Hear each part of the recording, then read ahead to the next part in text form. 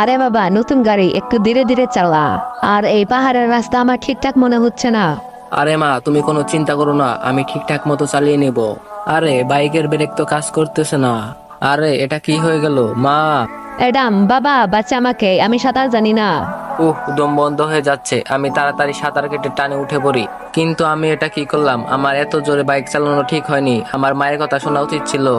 এখন আমি কি করব কিছুই বুঝতে পারছি না। হা হা হা, কি হয়েছে বালক তোমার? তুমি আবার কে? আমি এই ব্রিজে থাকা জিন। আমার মনে হয় তুমি কোনো সমস্যায় আছো। চাও, তোমার কি চাই? আমি তোমার দুইটা ইচ্ছা পূরণ করব। আমার প্রথম ইচ্ছা হলো তুমি আমার মাকে এনে দাও। আচ্ছা, পিছনে তাকা। আরে এই তো আমার মা। মা, তুমি ঠিক আছো তো? হ্যাঁ।